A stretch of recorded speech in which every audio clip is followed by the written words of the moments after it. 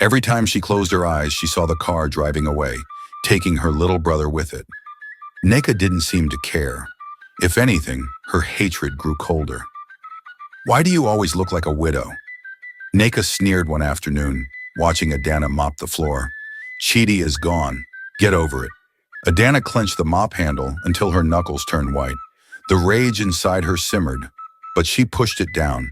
She wouldn't give Neka the satisfaction of seeing her break. Late one night, unable to sleep, Adanna wandered into the kitchen. The house was quiet, the only sound the distant hum of the generator. She opened the fridge and took out a bottle of water. As she drank, she heard soft voices from the living room. Curious, she crept closer, hiding behind the wall. "You need to send that girl away," Chief's deep voice rumbled. Adanna's heart skipped a beat. Were they talking about her? "She's harmless," Neka replied. "She's too weak to cause any trouble." Chief grunted. "Weak or not, I don't want her here. She reminds me too much of her father." Adanna's breath caught in her throat. Her father? Chief knew him? "I should have never married you," Chief continued. "I only did it because you promised me she wouldn't be a problem." Neka's voice dropped into a hiss. "I'm handling her. She won't embarrass me again." Adanna pressed her hand against her mouth to stop herself from crying out. The truth was right there in front of her. Neka never loved her. She was just a burden, an unwanted reminder of a past Neka wanted to erase. She crept back to her room, her heart pounding in her chest. That night she lay awake, staring at the ceiling. The pain inside her shifted, turning into something colder. If Neka wanted her gone, then maybe she should give her what she wanted. The next morning, Adanna woke up with a new kind of energy. She moved quietly, finishing her chores faster than usual. Neka barely noticed. She was too busy preparing for another party Chief was hosting. As guests filled the house, Adanna slipped away to Chief's study. She had never been inside before. The room smelled of leather and expensive cigars. Papers were stacked neatly on the desk, and in the corner stood a small safe. Adanna's eyes landed on a framed photograph sitting on the shelf. She picked it up, her heart racing. It was Chief, much younger, standing beside another man, her father. Tears blurred her vision. So it was true. Chief knew her father, but why had Neka never told her? What secrets was she hiding? Suddenly, she heard footsteps approaching. She quickly placed the photo back and hid behind the curtains. The door opened, and Neka entered, laughing with one of the guests. "She's as useless as her father," Neka was saying. "If I had my way, I would have left her in the village to rot." Adanna's fist clenched. She bit her lips so hard she tasted blood. After they left, she slipped out of the study and returned to her room. Her heart pounded with a new resolve. She wouldn't cry anymore. She wouldn't beg. It was time to fight back. Adanna's rebellion began quietly. She started doing her chores sloppily, knowing Neka would blame the other maids. She would leave small scratches on Chief's expensive cars, carefully making sure they weren't noticeable until the light hit them just right. She even found a way to sneak into Neka's room and pour salt into her makeup kit. Adanna's rebellion grew bolder with each passing day. She no longer flinched when Neka yelled at her or when Chief ignored her presence. Instead, she watched. She learned. The house had its secrets, and Adanna was determined to uncover every single one. One evening, as Neka prepared for another lavish dinner party, Adanna quietly slipped into her mother's room. The door creaked softly, but the house was noisy with guests arriving, their laughter echoing down the halls. She moved quickly, searching through drawers and cabinets. In the corner of the room stood an old wooden chest. Heart pounding, she knelt before it and slowly opened the lid. Inside, she found stacks of old photos and faded letters. Her hands trembled as she picked up one of the pictures. It was her father, younger, smiling, standing beside Neka. They looked happy. Adanna's eyes scanned the back of the photo, where a date had been scribbled, 1998. She dug deeper, finding a stack of letters tied with a faded red ribbon. The handwriting was familiar. She recognized it instantly. It was Neka's. "Dearest Obina," one letter began. "I cannot raise this child alone.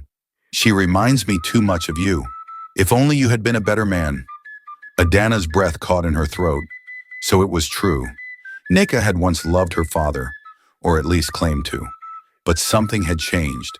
Something had broken that love and turned it into hatred. Before she could read more, she heard footsteps outside the room. Heart racing, she quickly stuffed the letters back into the chest and slipped out of the room unnoticed. That night, she lay awake, staring at the ceiling. The pieces were falling into place, but the picture they painted was darker than she ever imagined. Adanna couldn't confront Neka. Not yet. She needed more time, more proof. She began paying closer attention to Chief and Neka's conversations. Whenever they argued, which was often, she would linger nearby, memorizing every word. One evening, as she served Chief his drink, she overheard him on the phone.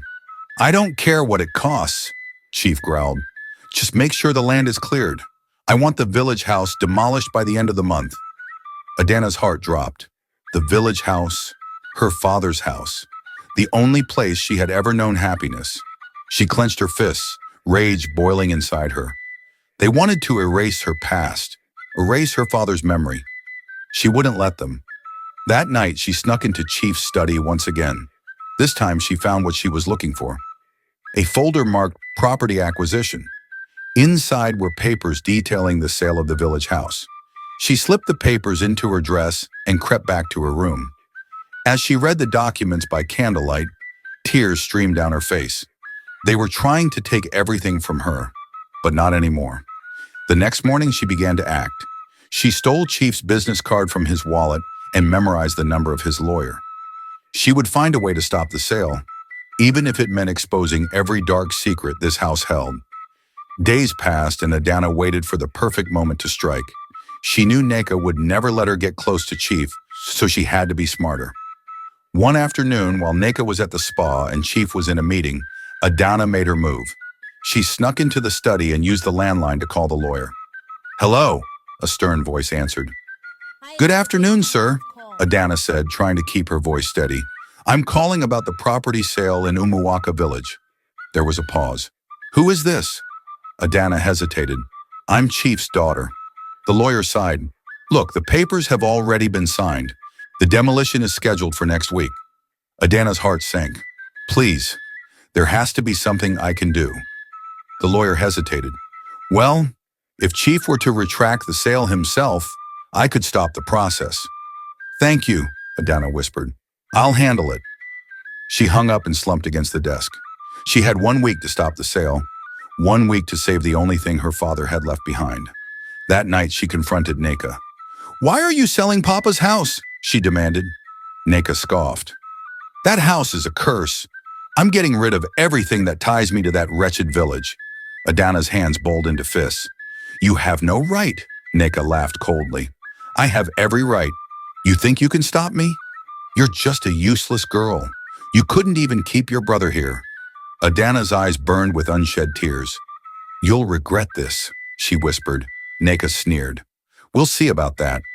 As Neka walked away, Adanna made a silent vow. She would stop the sale, even if it meant burning everything down. The day of the demolition arrived. Adanna watched from the shadows as Neka and Chief prepared to leave for the village. They had no idea what she had planned. As the car pulled out of the driveway, Adanna snuck into Chief's study one last time. She found his personal documents and took what she needed. Then she ran to the nearest phone booth and dialed the lawyer once again. "The sale has been retracted," she lied, forging Chief's signature on the papers. "Stop the demolition." The lawyer hesitated. "I'll confirm with Chief." "No," Adanna cried. "Chief is traveling. He asked me to handle it." There was silence on the other end. Finally, the lawyer sighed. "Very well. The demolition will be halted."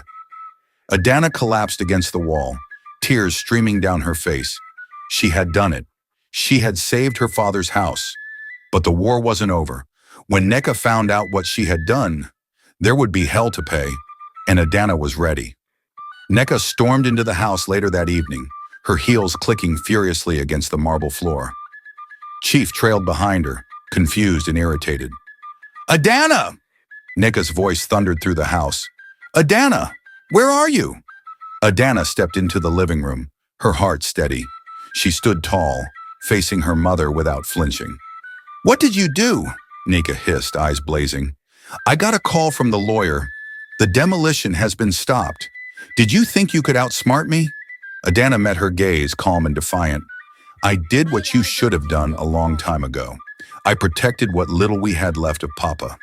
Neka's hand shot out, but this time, Adanna caught her wrist. The room fell silent. Even Chief stared, wide-eyed. No more, Mama, Adanna said quietly, her voice trembling with emotion. You've taken everything from me. You took Chidi, you took my childhood, and you tried to erase my father. But I won't let you take his memory. Neka yanked her hand away, breathing heavily. You ungrateful girl! I suffered to raise you. Do you think I had a choice? Your father left me with nothing. You had a choice, Adanna cried. You chose to hate me. You chose to make me your slave. I was just a child, Mama. I needed you. Neka's face twisted with rage, but there was something else beneath it. Pain. For a moment, Adanna thought she might break, but Neka only turned to Chief. Do you see what I've been dealing with? She spat. This girl is cursed. She'll ruin everything. Chief sighed and rubbed his forehead. Enough, both of you. He looked at Adanna. You stop the demolition. Fine. The house will remain, Neka gasped. What? You're taking her side? Chief looked at Neka coldly. I'm tired of your bitterness. The girl has more courage than you ever did. Neka's face crumbled, but she said nothing. She stormed up the stairs, slamming her door behind her. Adanna stood frozen, barely believing what had just happened. Chief turned to her, his voice softer. You're not your mother, Adanna. Don't let her hatred consume you. Adanna nodded slowly. Thank you, Chief. For the first time, Chief looked at her, really looked at her, and she saw a flicker of regret in his eyes. The days that followed were quiet. Neka barely left her room, and the house felt strangely empty. Chief kept his distance, though his gaze was softer whenever he looked at Adanna.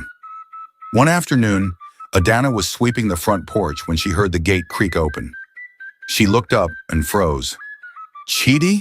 She whispered. There he stood, a little taller than before, his face hesitant but hopeful. Amaka stood behind him, smiling softly. Adanna? Chidi's voice was small, almost afraid. Adanna dropped the broom and ran to him, wrapping her arms around her little brother. Chidi! Oh my God, you're here. I missed you so much, Chidi whispered, burying his face in her shoulder. I thought you forgot about me. Never. Adanna held him tighter, tears streaming down her face. I could never forget you. They stood there for a long time, holding each other as if making up for all the lost time. When they finally pulled apart, Chidi looked back toward the gate. Adanna followed his gaze, and her heart nearly stopped. Neka stood there watching them. For a long moment, no one spoke. Neka's face was unreadable, her eyes dark and distant. Then slowly, she walked toward them. Adanna tensed, instinctively stepping in front of Chidi. But Neka didn't raise her voice. She didn't sneer or scowl. Instead, she knelt before Chidi and reached out a trembling hand. Chidi! Chidi hesitated, looking up at Adanna. She gave him a soft nod and he stepped closer. Neka cupped his face, her eyes filling with tears. I'm so sorry. Her voice cracked, and for the first time in Adanna's life, she saw her mother break. Neka pulled Chidi into her arms, holding him tightly as she sobbed. I was wrong. I was so wrong. Adanna watched, her heart pounding. When Neka finally looked at her, the weight of years of hatred and regret hung between them. Adanna, Neka's voice trembled.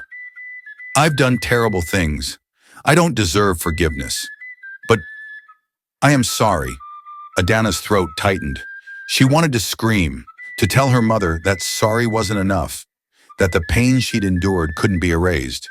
But when she looked into Neka's eyes, all she saw was a broken woman. After a long silence, Adanna spoke softly. I don't know if I can ever forget, but I'm tired of hating you. Neka lowered her head, tears streaming down her face. I understand. As the sun dipped below the horizon, Adanna took Chidi's hand, squeezing it gently. She looked at her mother one last time. Let's try to be better. For Chidi.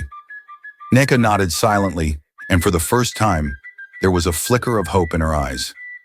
That night, the house felt different. It wasn't perfect, but it was healing. Adanna sat with Chidi, holding his hand as they looked out into the night. For the first time in a long time, she felt at peace. Thanks for watching. Please subscribe and turn on the notification bell for more stories like this.